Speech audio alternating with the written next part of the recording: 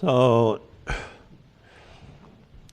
in Buddha's first teachings, the so-called first turning of the wheel of Dharma, that began with the teaching in the deer park in Sarnath, is generally seen as being signified by attending to the three marks of conditioned existence.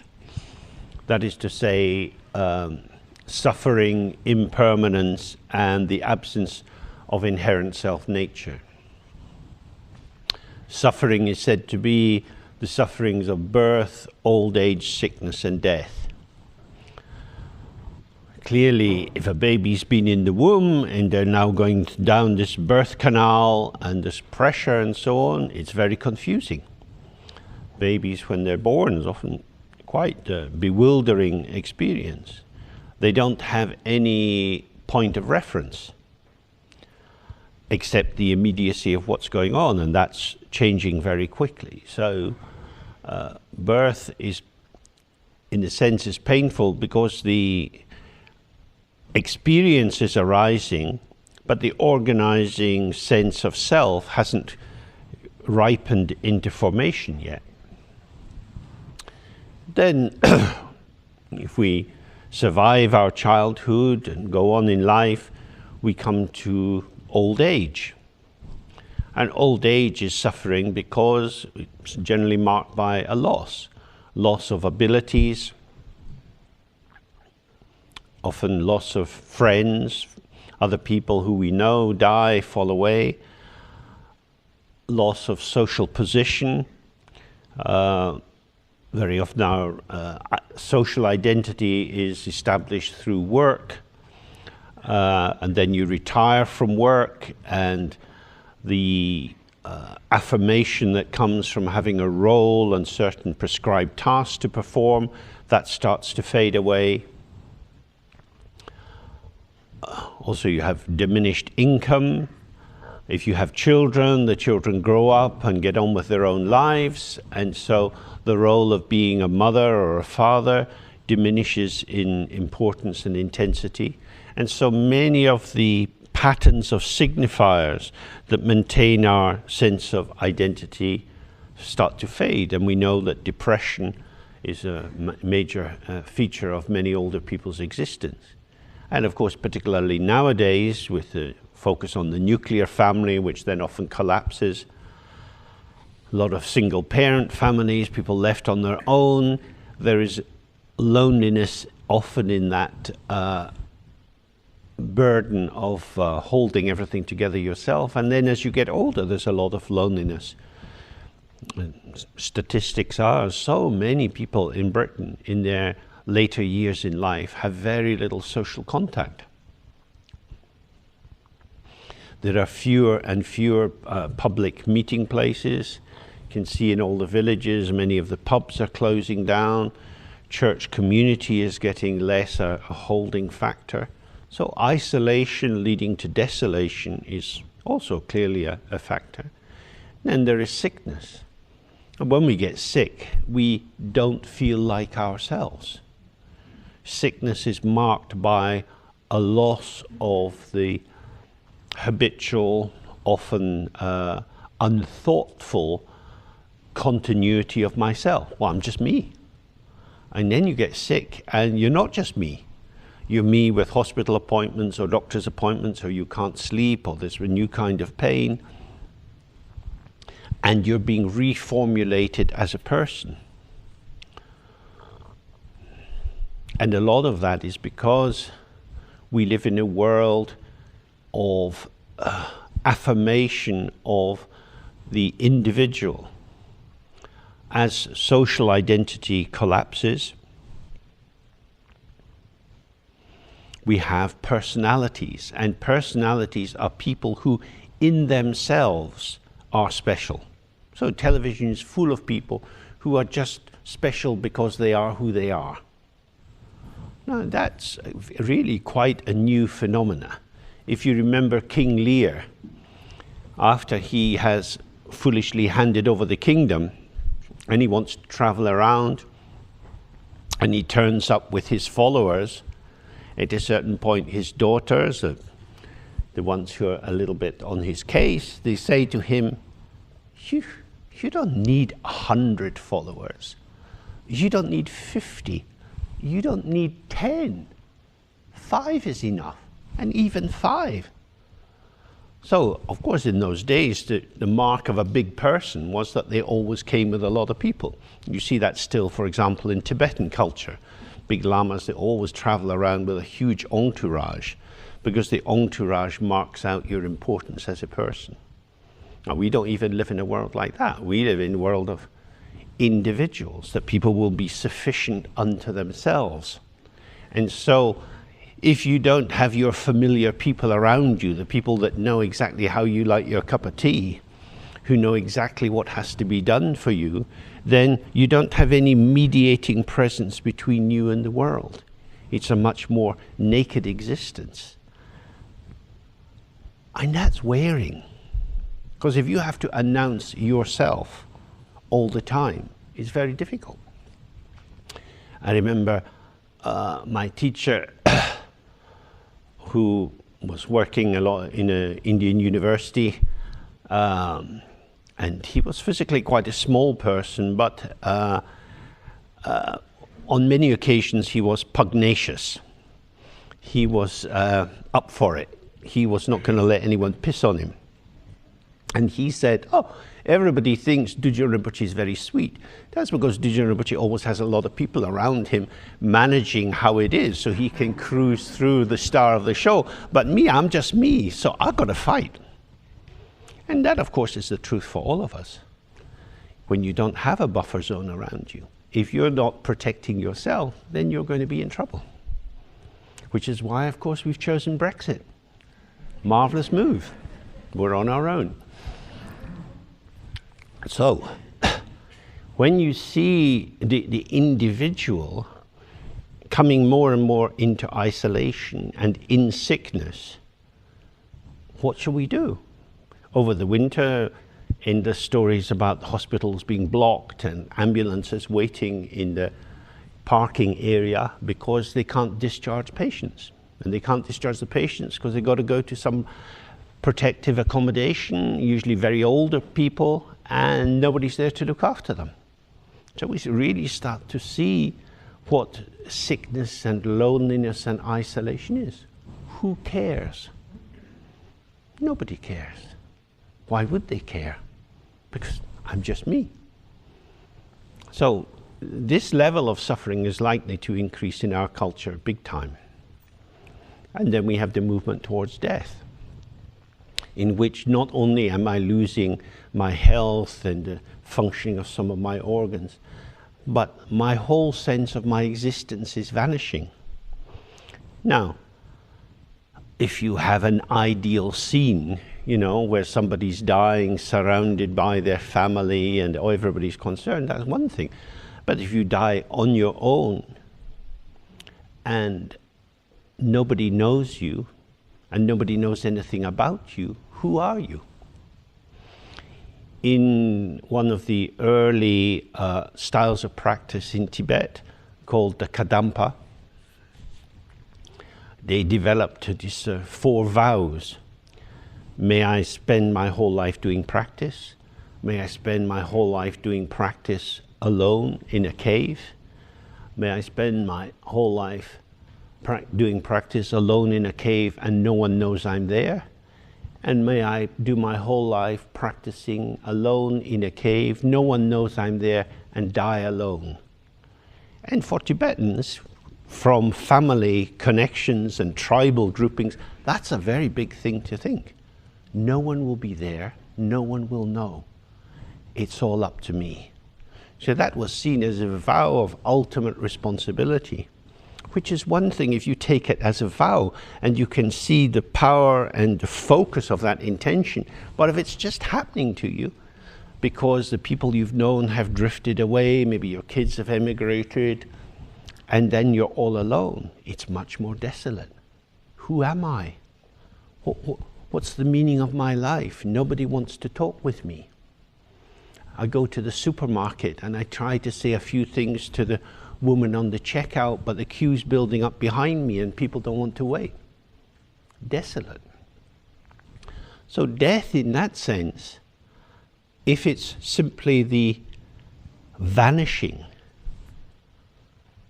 this notion that you should struggle against the vanishing of the light, who are you going to struggle with? The light is going out. I am becoming nothing. So now there's two things. There's life and there's death. And me, someone, I, me, myself, am now going into nothing at all. And that feels very terrible. Because what was the purpose of all this if it's gone? And this is especially true if we reflect on what we looked at just before the break. That if our experience is mediated through concepts, and the concepts are a sort of patina, they're a sort of covering, almost like a kind of veneer. If that veneer comes off, if there's nobody to share my concepts, then what's left inside feels very hollow. That hollowness, from the Buddhist point of view, is emptiness. It is a positive. It is the actuality or the truth of phenomena. But if you've believed in the patina and it comes off, well, what is that? You buy something and it's got a little chrome surface and it's kind of shiny, and then it starts to wear off. And this lovely object is now just tat. It's just crap. It's rubbish. I bought a pig in a poke. Huh? And now imagine that's your life. But I was a school teacher, or I was a nurse. Where is that? Where is the texture of that? It's your memory and maybe 4 or 5 other people's memories, but they're vanishing. So what is holding you in place if you are the only one with some thoughts of your mind? Oh, that's all you can see. Oh, that would be very painful. I'm being washed away. Now, from the Buddhist point of view, of course you're being washed away. Of course. That's not a punishment. Everything is impermanent. Whatever you construct will deconstruct or will be destroyed. It will vanish. This world is a world of illusion. Things become big and then they go away. On the outside of this building, there's a stone plaque that said it was established as a Wesleyan Sunday school. Well, it's not really functioning as a Sunday school now. People don't manage to send their kids to Sunday school. I'm probably among the last generations where people really did that. And I remember saying to my dad, how come I have to go to the church and you don't go to the church? He said, well, I'm tired. I've been working all week to get food for you. I go to school. Why do I have to go to Sunday school? So then the hypocrisy becomes a little bit too difficult for parents to manage. So these social factors start to fall apart, and identity starts to fall apart as it would. So we have spring that we're moving towards now. The world comes alive, the plants are coming up in their sequences. Then we have summer, and then autumn will come, and again the leaves will start to change color and fall from the trees. And that's as it is. And young people, if they survive, become older, and then they get sick, and then they start to die. And that's just the seasonality of existence. What does it mean for me? Well, there's always the question, who am I? And this is very similar to the practice we did before, the vipassana, the body scanning, where we have the idea of my body, and with that the idea of myself, and we have the immediate actuality of the manifesting of the moments of experience. So I exist as a story I tell about myself. As Julie Andrews sang, me, a name I call myself. This is something which is added on top. So there is an immediacy of I, me, myself, just this, And then there is the web of signifiers that gets wrapped around that in terms of the narratives we tell about ourselves. But as we're looking, these stories start to fall away. If nobody's interested in your story, and if you start to develop dementia of various kinds, you can't tell your story anymore anyway. You're still alive, breathing in and out, and who is there? And this is one of the problems with dementia, that it exposes the fact that if identity is created through fusion with storylines, then as the ability to continue to tell the story diminishes, there is no frame of reference. Because nobody has said, stay with the immediacy of the arising sensation. If you have dementia, there's still the arising of sensation, and there is still the experience of the arising sensation.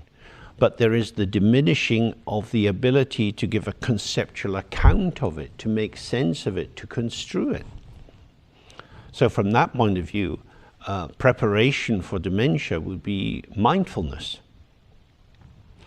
Mindfulness is the term we're using in English now to translate the Pali Sati, or in Tibetan Dremba. And it means to remember or to recollect. That is to say, to bring together.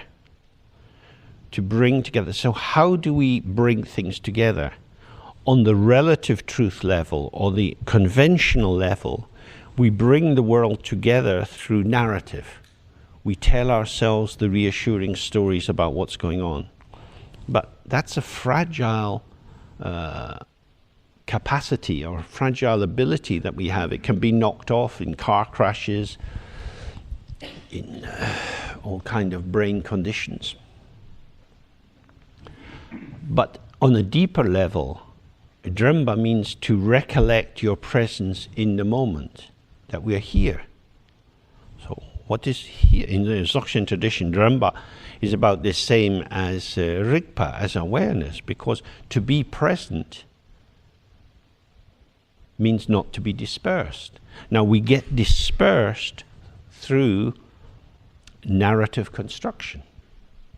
So this is where we start to see a kind of tension or contradiction between the ways in which we survive and thrive in a samsaric framework, a framework of duality, me and you, self and other, good, bad, right, wrong, all the polarities and dualities,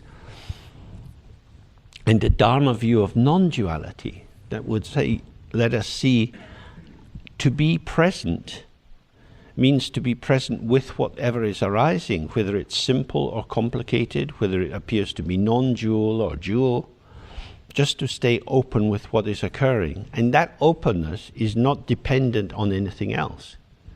It's not a construct. When you are small, people keep calling you things. They say, sweet baby. They say Mary or Anne or John. They tell you you have a name. Your name comes from the outside in. All your knowledge comes from the outside in. We internalize. We exist in this process of mimesis, of imitation, mimicry, absorption, and we fill ourselves with the not self. Babies don't have any self. They get a self through socialization and education, because the self is a construct. It's not a self-existing phenomena. What is self-existing is awareness. Awareness is just like the mirror. It's just a showing. To be able to give an account of what is seen in the showing, you need to have a particular kind of conceptual ability. You need to be able to compound and bring together and generate an ever increasingly complicated construct. So babies start with nothing, and if you go live your life and go into deep dementia, at the end of it you won't have very much either. And in between there was a lot going on. This is like building a sandcastle on the ocean. It's being washed away. And as people are living longer, and of course as we absorb so many toxins into our body, I mean, the world is just awash with poisons. And Buddhism is always talking about dependent co-origination. But dependent co-origination means there's a lot of variables involved.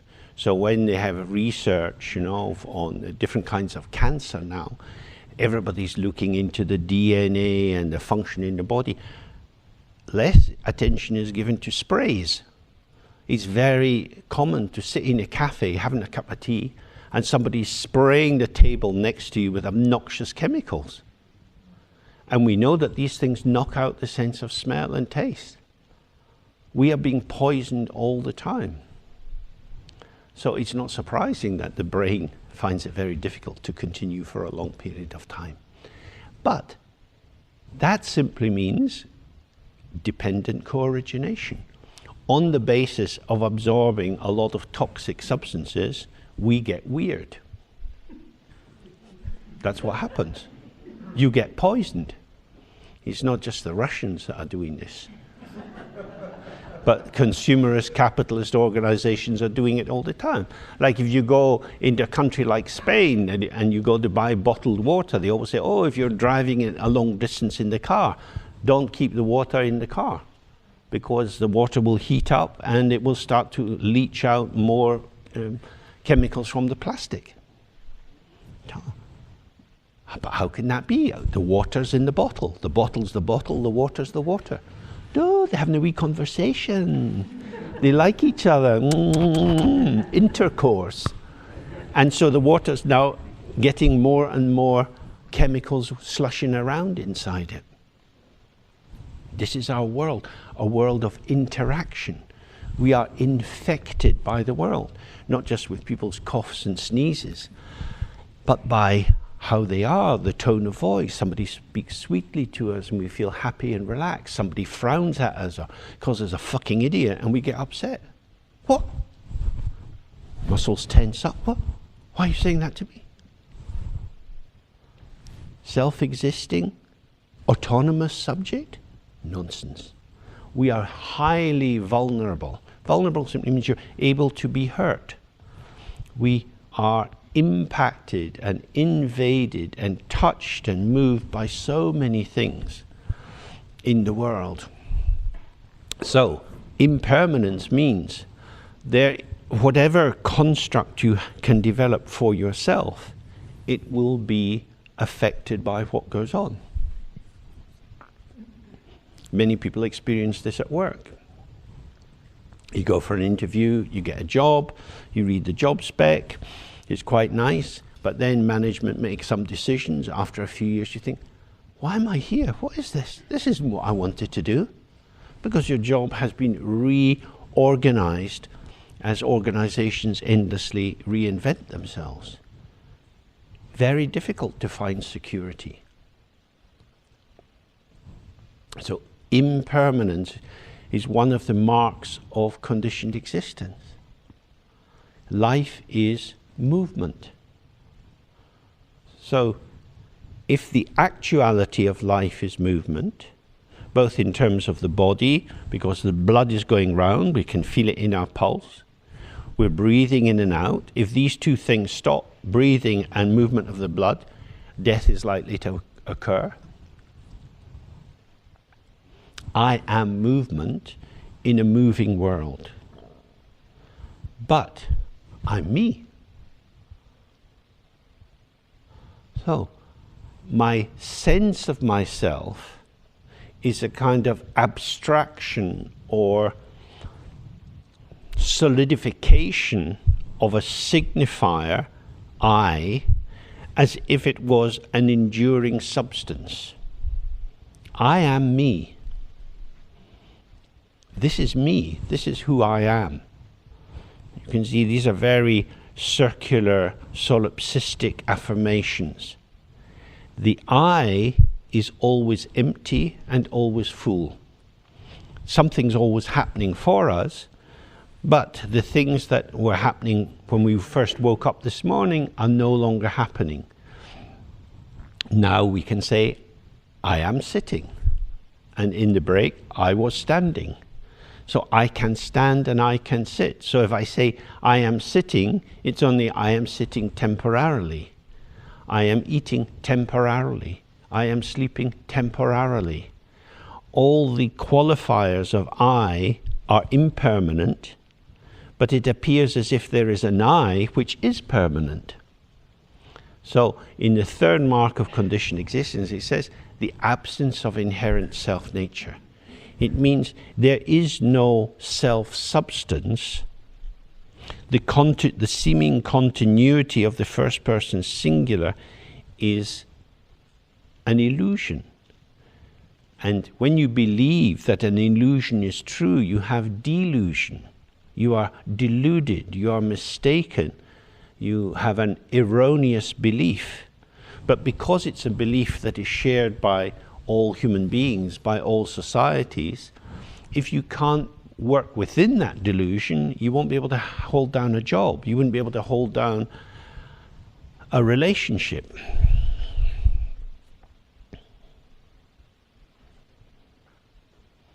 I love you. I'll always love you. Really? I love you means like I love you today. I love you just now because you just gave me something nice to eat or we had a good fuck. So I love you. But the fuck's over. I've eaten the food. Now what? No, but it's you that I love. But who is the you? The you is the you I imagine you to be.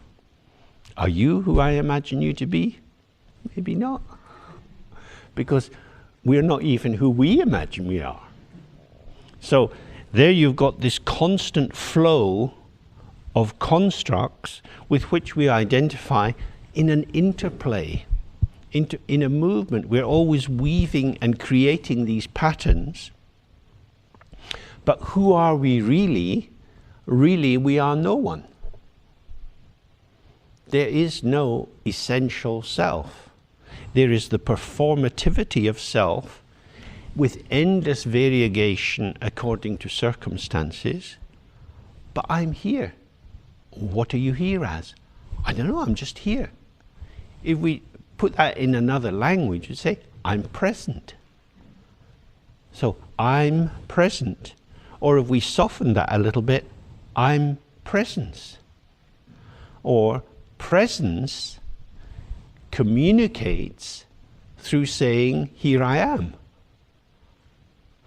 But what is this presence? You can't find it. But it's here. So presence is not a thing, it is a quality of awareness. The basis of who we are is our awareness that we are present moment by moment in whatever is going on. And this presence is both revealed and concealed through the thought, here I am, I'm just me, I've always been me. Onto that we put our name, I'm James, I'm just James. This is an obscuration installed in the open field of clarity. We're just here. But just as we saw before, when you do the body scanning and you have this arising of sensation, the sensation is here, but you can't do anything with it. It's just coming and going, coming and going. The ego wants to have a storyline. The ego is the storyteller, the magician, the one who is constructing and making. But what's it making? It's making folds in the field of imagination, that we imagine these things. I imagine I'm James. I didn't call myself James. My parents called me James. I was named after my mother's eldest brother. That had to do with my mum and the fact that she preferred that brother to the other brother. The other brother was called Charles. If she preferred the other brother, I might have been called Charles, but I was called James because of him. What has that got to do with me? Bugger all. I was the field of projection of my mother's loyalties in a divided family. But that's me, I'm James. So when you look into the backstory of a lot of the construction of family dynamics, it's like that, which in Buddhism it says dependent co-origination. Depending on the particular constellation or concatenation of these factors at one moment in time, the baby's given a particular name. And on the basis of that, people start to identify things about the baby, that it's good at music or it's good at this or good at that. And so people start to develop expectations because we want to know who the other is. So if I sit with you and I just open to you, that gives a space for you to be present with me. And in that moment, we have a meeting. We have a contact. The contact has no doggy bag. I could sit with you just gazing at you. We could do it for half an hour in Gestalt psychotherapy trainings. People often do that. And you have the sense of the immediate presence of the other. You don't know anything about them. You do it with someone, you don't know their name. You don't know where they were born or what they do or what food they like. You don't need to know anything about them. But in a sense, you know them. You see their face. Their face starts to kind of have some changes and movement. Wow. Being without these wrappers of interpretation and projection. But because most of the time our interaction with other people is a gesture of appropriation, of trying to take hold of them. And of course, the only thing I can take hold of with you is information. That you live near here, or you don't like walking on the hills, or you've got a dog and you're always walking your dog on the hills, or whatever it would be. Now I've got something to get a handle on, but who are you? So there's the fresh presence of you, and the fresh presence of me, and in between there's this domain of mediation in which we exchange stories about each other, and of course that's often how you lose people. I remember years ago in India meeting a very fascinating woman, and we started to talk together, and it was a very beautiful evening in the mountains, and it was becoming a little bit erotic, and I started saying something about me, and she said, "Shh, don't tell me who you are, I'll find out."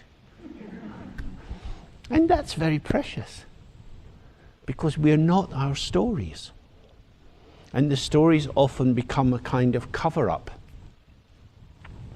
So, again, thinking about death, death is a time when the stories fall away, where there is no ability to speak anymore, and the stories don't mean very much. But very often, someone's lying in the bed, they're dying, and people are saying, "Oh, Granny, I do love you, and you've been the best granny in the world." There is no granny. This is dying. Granniness is falling away. "Oh, you're my mum, my mum. Oh, mum, don't go. I love you, mum." Where's mum? No, there. Mum vanished a long time ago. We project onto this person. We muddy the waters of their dying. You know? It's a big coffin, big letters, mum, big heart, mum. Who has died? You say mum, other people didn't say mum. It may well be that someone thought bitch, but that's my mum. It's going to be a bitch, she's my mum. Every person relates to lots of people in their life, and they all have different opinions. Whose opinion is true? We grab onto people and say, "This is my dad, this is my mum, this is my child." This is my child means I am, if they're young, I'm legally responsible for them. They haven't a clue what they're doing when they're outside the house. And they do whatever they do, but somehow the buck stops with me. That's not very fair. Who would have kids? So, my child, my my watch, my child, my shoes. It's not like that, is it? Children, you hang out with children, you spend time with children, but they have their own energetic movements, their likes and dislikes, and they're not clones or manifestations of ourselves. The other is other. So how do we deal with that? Very often we bind others into webs of connectivity by projecting obligations onto them. You should do this. Why don't you do this? You should tidy your bedroom. Why? Because it's better tidy for whom? I don't mind a mess. It's my house. You see, it's like playing poker. Suddenly put another 100 quid on the table, up the ante. You want it tidy? I don't want it tidy. It's not a fair fight. In the end, the kid gets... So, that's where we see dependent co-origination. Power factors. I'll stop your pocket money. You can't go out. Parents have all sorts of moves to try to direct the child into being the kind of child they want to have. But this is a human being, which slavery is against the law. But it's your child.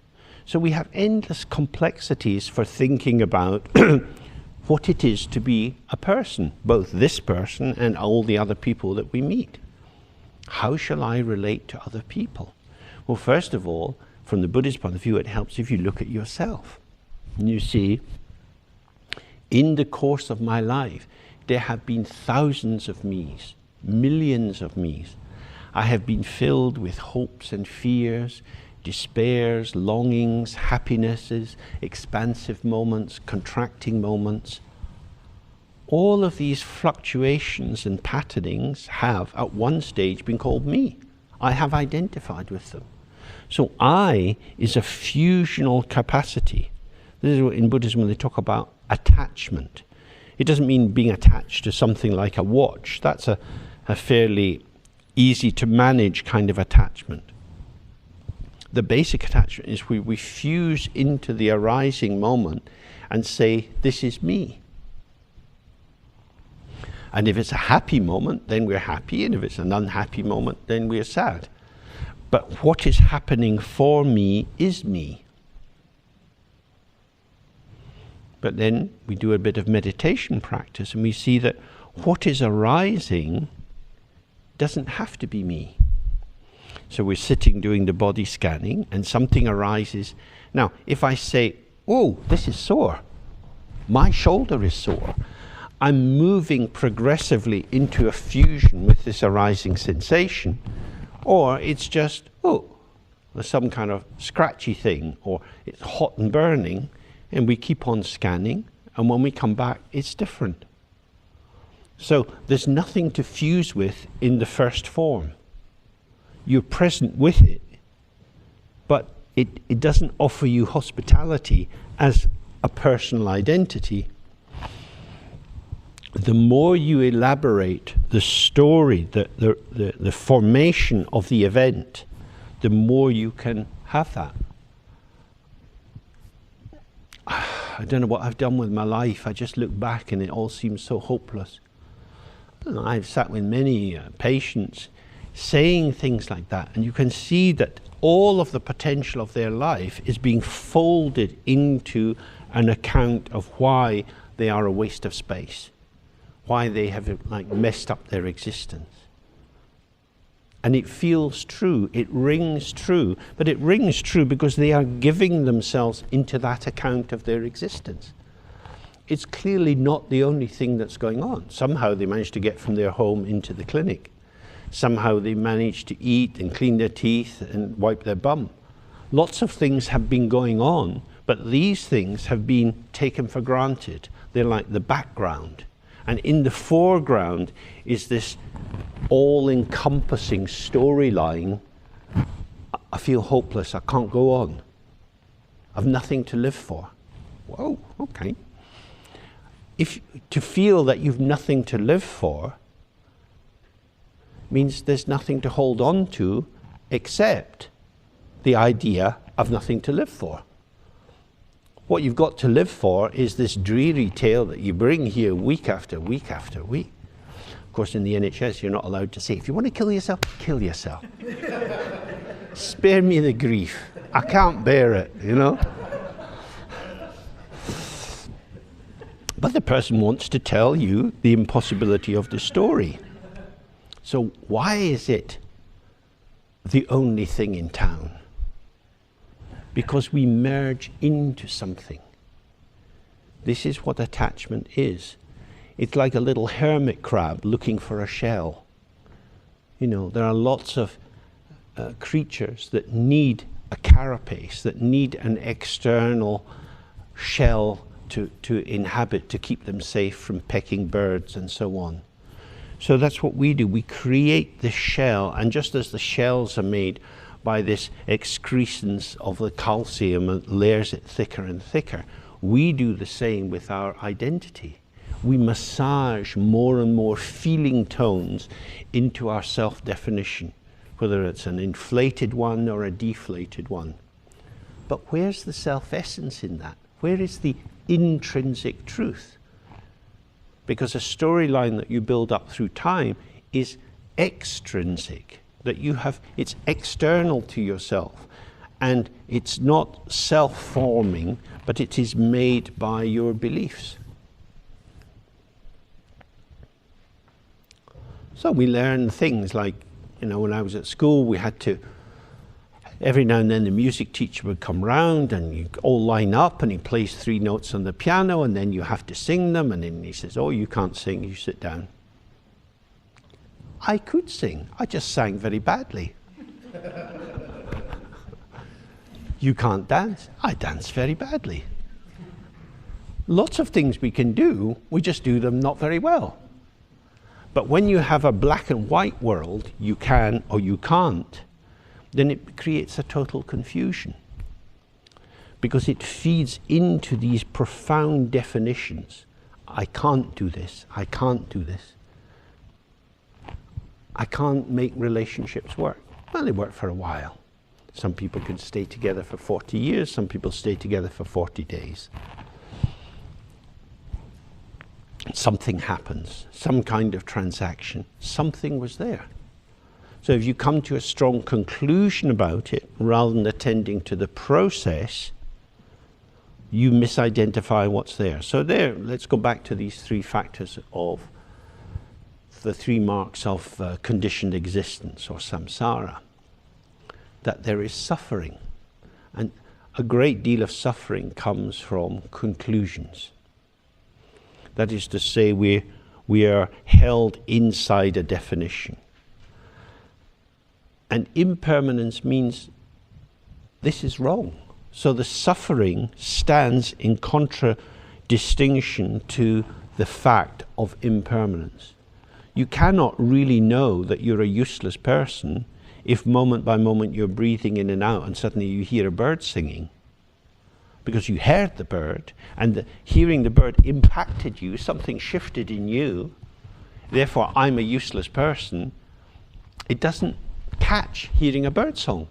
When you see the wee robin bouncing around, ooh, ooh, where did that come from? You can't stick woo in I'm a useless person. It doesn't fit. So suffering is an over-tight definition. Now, who is the one who wants the definition? The ego. Ego means self, doesn't it? Or means I. Ego, I. I want to confirm my enduring presence as something. So it's not that I is the problem, it's that the misconstrual that I means I am something, as opposed to I am nothing. Now, generally in the world,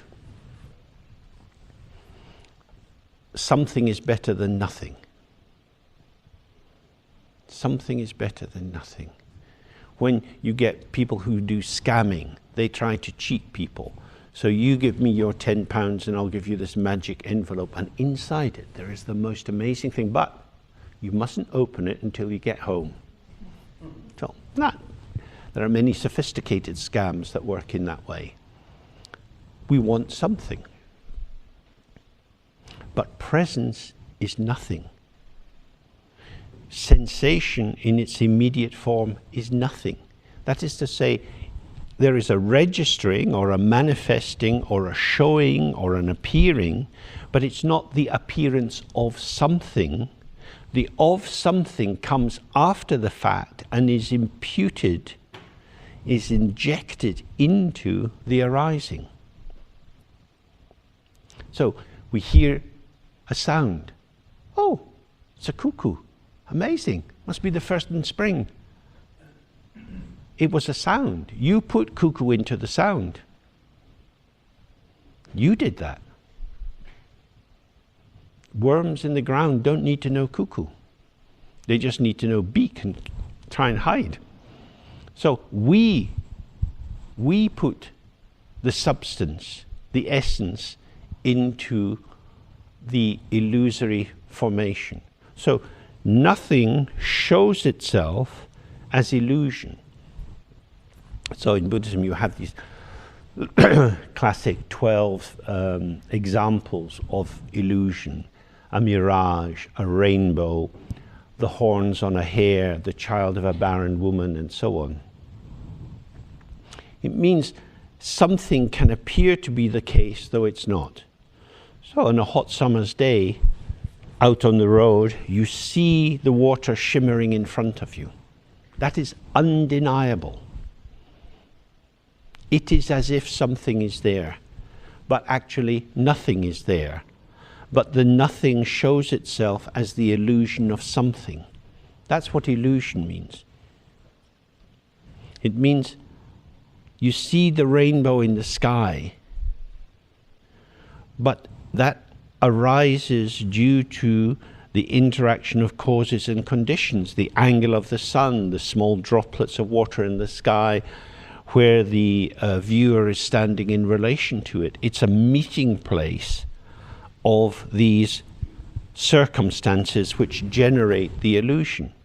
Or traditional one, the reflection of the full moon in water. On full moon night, in a still place, in a pond, you can see the moon. It looks as if the moon is there in the pond. Look, it's the moon. But the moon's not there. The moon's up in the sky. It is as if the moon is in the pond. It is as if I have an enduring content. But I know that I'm fickle. Now, if you go for a job interview, how would you describe your personality? Fickle. Doesn't really work, does it?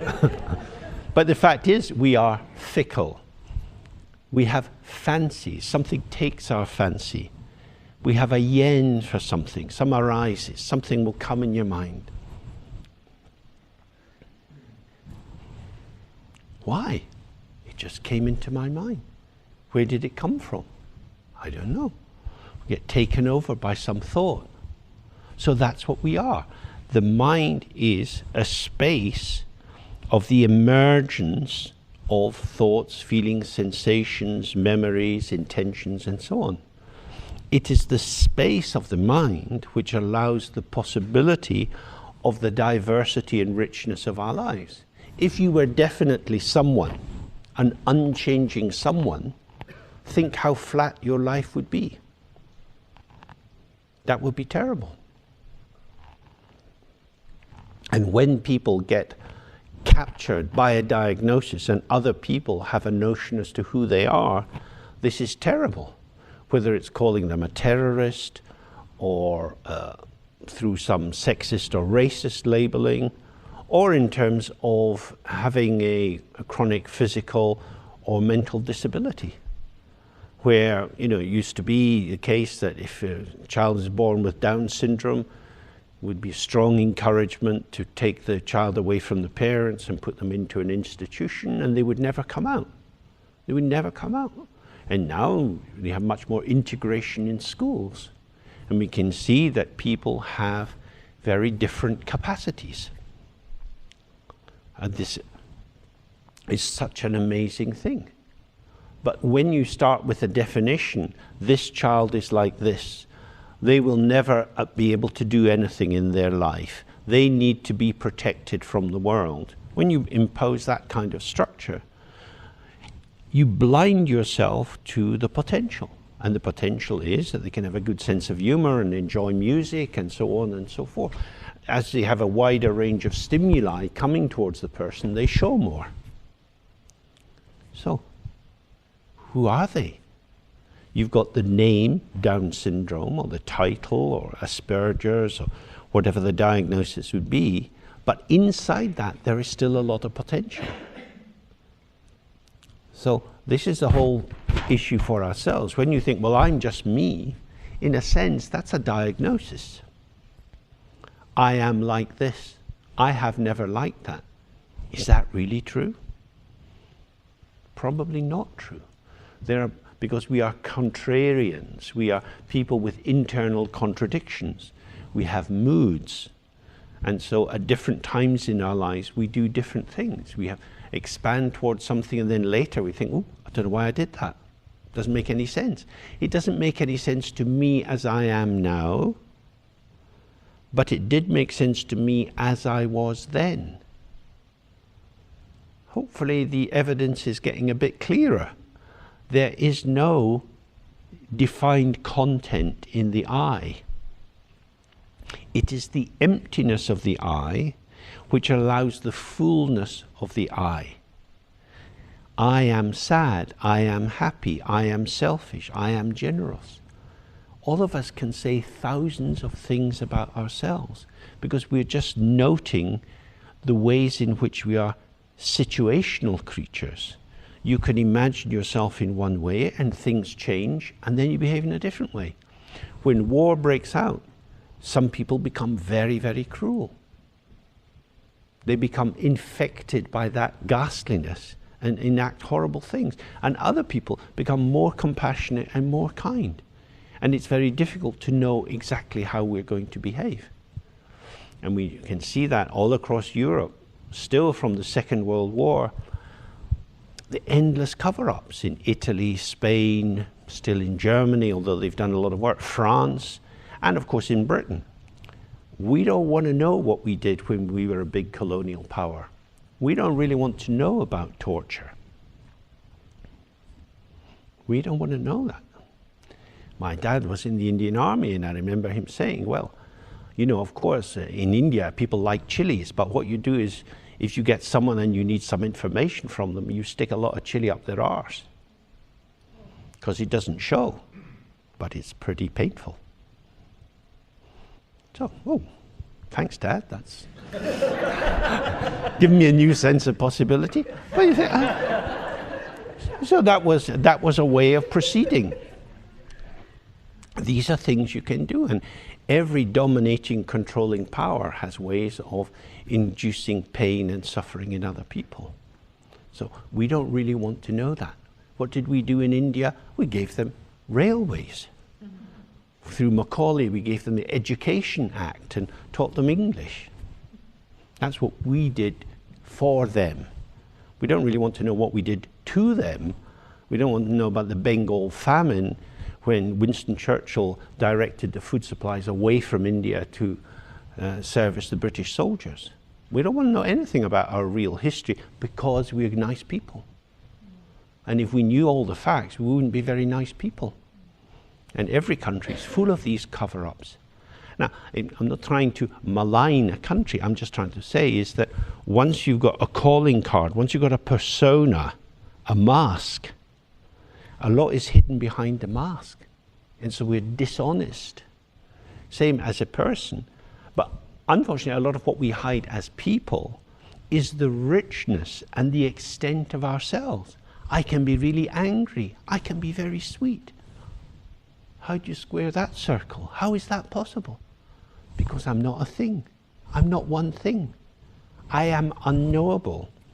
And I don't know who is going to make me feel angry and who is going to make me feel sweet. I don't know. I'm quite fond of small children. But if I'm in the plane and the people have got a small child behind me and it's a long flight and that little bugger won't shut up, I don't like children at all. So liking and not liking are expanding like seaweed in the ocean. Does that seem to relate to your experience? So that's really what impermanence means. It's not so much looking outside and seeing how the world changes as seeing, oh, I am relational. I come into being not through some monologic movement, me towards the world, but I'm called into being by many factors around me. So the impossibility of defining myself is my freedom to be many things. So in Buddhist language, what this means is wisdom is the emptiness of the self, and it is exactly this wisdom which is the basis for compassion. Because if I was just one thing, I would be always the same, which would mean that I would have a shape like a piece in a jigsaw puzzle. And there would only be one place for me to be, and I would have a very restricted range of performance possibilities. But if I don't have a fixed shape, then I can shape myself in relation to the other. So it is the absence of inherent self-nature which is the basis of compassion.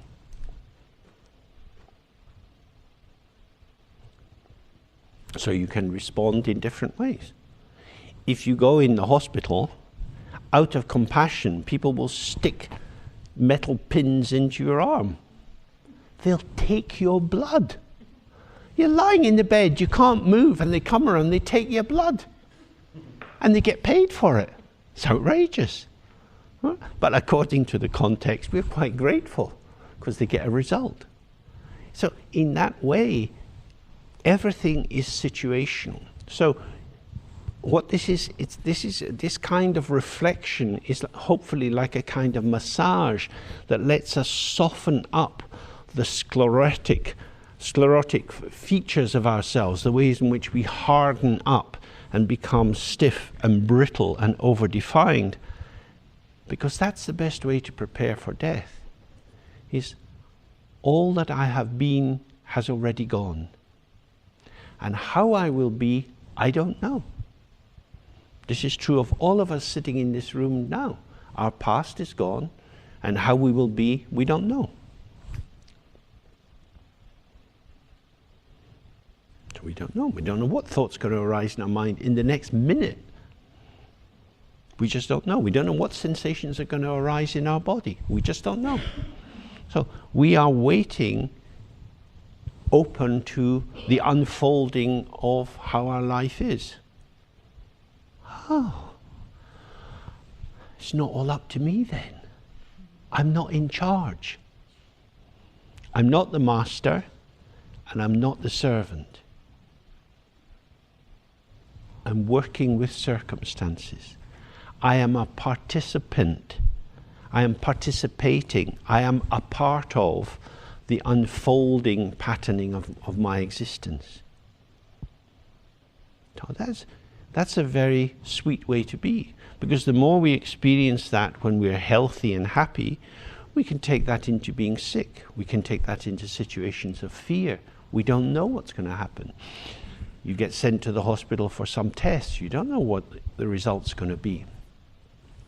Maybe you've got 10 years more to live. Maybe you've got a few months. What will I do? How will I be? If you get caught up with thoughts, I need to do this before I die, you might set off and be very, very busy. Well, is the object formation really the guarantor of meaning in your life? Or is it being here?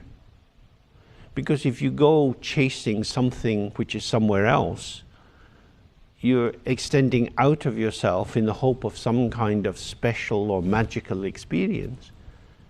But you can fall asleep in that. You can project yourself out of yourself. displace yourself from yourself in the hope of something magical. But here we are. How will I be? It's just this. If every day it's just this, then we are completely at home where we are, however it is. Whether you're waiting for a train that's late, or your kids are causing you a lot of grief, or someone close to you dies, here you are, this is what's happening. If only my life was different is an unhelpful idea, because your life is the way it is. If you are in touch with the actuality, the contouring of your actual situation, you can start from here. And then you can change your life a little bit, because you're on the growing edge of your experience, because you're here. This is me. This is how I'm structured at the moment. Now, how will I proceed from here? I wish my life was different. I'm never going to do that again. These things shouldn't happen. All these kind of abstract thoughts disempower us. Oh, it's just this. Here I am. Here I am. This is my life. So to be alive is to be present in the unfolding of life. It doesn't mean to be incredibly fit and go out jogging in the morning. You can be lying in bed, you can be quite sick, and you're still alive because you're here. But if you're full of regret, and the regret puts you... The thing about regret and all these functions of the imagination is that they function like a kind of wedge that separate you from the immediacy of your life, so that you stand in relation to your life as if you'd come out of yourself. Now you're looking at yourself and thinking, I haven't done that very well. Now clearly there's a time for reviewing performance, but it's also quite alienating. If you're always on your case, if you're always judging yourself, you become a kind of object to be manipulated to try to be the right shape so that you're going to fit in. So in order to become who I could be, I'm going to abandon who I am. That is not very logical. If you want to become a different kind of person, you have to start by being who you are and being it. Not judging it, not pissing on it, but okay, this is me. This is the actual topology, the lived patterning, the lived contouring of my existence. How shall I proceed? Well, it depends on the circumstances and the environment, but at least I'm here. So that's the central point, is that we need to start from here. And in order to be here, we have to be present. And in order to be present, we have to avoid distraction. And in order to avoid distraction, on an outer level at first, we have an external focus, like focusing on the breath. We'll take a break soon for lunch, and then we'll come back in the afternoon and we'll look more at the Dzogchen view and how that would take up the view of death. But from the one life point of view, the main focus is on being kind to ourselves, not making harsh demands, and trying to soften the internal split between subject and object. Most of us, unfortunately, probably had some shaming experiences in childhood. And when you get shamed, you get blasted into being an object. You know, you're doing whatever you're doing, and then suddenly your parents or somebody tells you off in a strong way, and you're kind of shocked out of the lived moment. You see another kind of experience of yourself. And you hear that somebody is seeing you as an object. And then you sort of stand in relation to that objectness, even if the moment is, even if it's not a harsh shaming. I mean, I can remember going up to the shops with my mum when I was a wee boy, and because it was Glasgow, people blether all the time, so she'd endlessly be stopping and talking about this and that and this and that, and oh, and how's wee Jimmy? Oh, Jimmy, he's doing this now. Shut up. why are you talking about me? Because it's something, isn't it, to be talked about. It's horrible, because I'm here. I'm here. I am subject. And you're talking about me as if I'm object. And then as a child, you really start to see, I'm an object for my mum. And I thought my mum was an extension of my subjectivity. Mum! You know, like having an extra long arm or something. And then you realize your mum is a separate person, and she thinks about you other than you. And there's a kind of existential aloneness in that. The fantasy of the whole world of the narcissistic bubble is split open. So now I am an object. And then you go to school and you have to correct yourself to fit into the school. And people judge you and they say you're not good at this or you must try harder. So now I have to act on myself to try harder. So I am a thing to be manipulated, whether that's practicing the high jump or doing basic spelling or whatever it would be. You are now manipulating yourself in order to be a more acceptable shape. And if that continues too much, if you go to a very competitive school, the recognition of the marvelous, shining ungraspability of subjectivity gets hidden in the fixation of the object, because now the subject is the servant of the object. Does that make sense? And you can spend the whole of your life correcting yourself to be the right kind of object for the world. And then you really lose who you are. So the more we realize, oh, I can give myself a hard time, and me judging me is very similar instruction to me judging other people. So can I relax the tendency of judging into an appreciation? Because when you appreciate something, you embrace it more. Does that seem right? To appreciate a painting, you have to give yourself to the painting so that the painting can give itself to you. But if you judge it, there's a kind of cold distancing. So once we start appreciating the world, the beauty of nature, the incredible multiplicity of how human beings live, and we just allow them to be as they are, we can start to allow ourselves to be as we are. And therefore you put an arm around yourself, you include yourself, and everything is then included.